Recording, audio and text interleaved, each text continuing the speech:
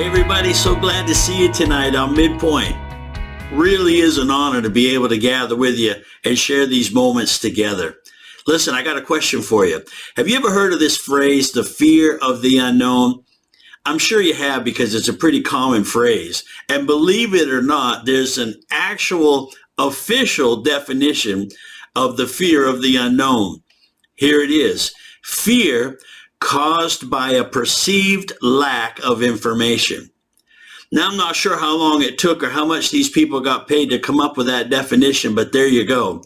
I mean, it's like looking up the definition for surprise, and it says the act of being surprised. I mean, and you're thinking like, really? But anyway, it's the fear caused by a perceived lack of information. Here's my definition.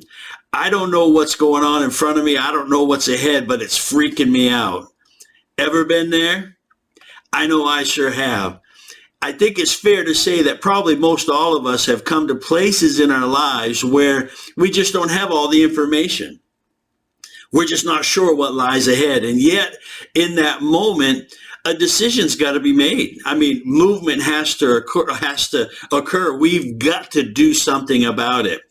And the pressure of having to do something combined with the lack of that information, that we just don't have any idea what's going on, can produce fear.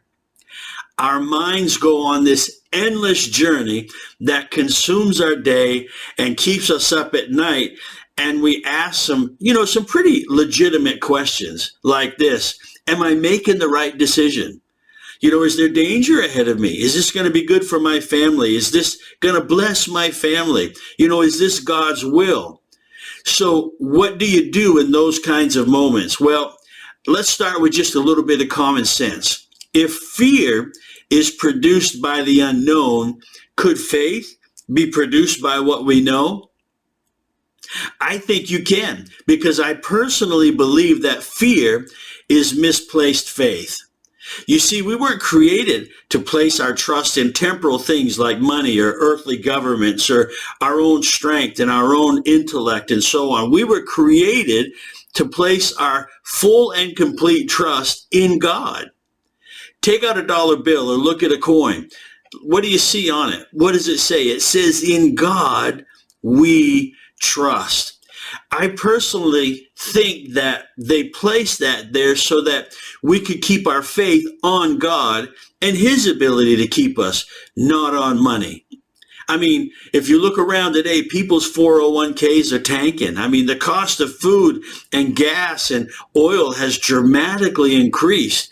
I mean, we've got friends that live up north, and diesel fuel, number two fuel and so on, they claim it's going to go through the roof. And so how are people going to pay for this stuff? I mean, just to keep warm. The government seems to be going crazy with these outlandish laws they're trying to pass and taxing us. I mean, it's an incredible burden. All this and so much more that we see have created a lot of fear of the unknown. I'd submit to you today that it's only because people have placed their trust in those things and not God. We don't know what the market's going to do. So what happens? It produces fear. We don't know if the grocery store is going to have what we need tomorrow, or if the prices are going to go up, like they have been. What happens? It produces fear. We don't know that if the price of gas and oil, what's going to be tomorrow.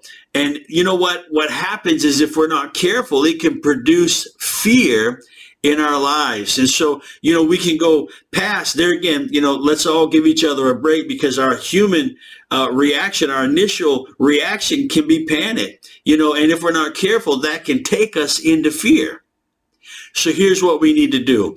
When fear tries to set in and stop, what you need to do is just stop everything for just a few minutes and begin to write down what we know. And not what we know from the temporal. What do we know? The prices are high. Inflation is going crazy and so on. But I want you to write down what we know from the eternal. What does that mean? Write down things that we know from God and from his word. I've written down a few just to get us started. We know that all things work together for good, for those who love God and walk in his purpose. We know that the Lord is my shepherd, and I shall not live in want.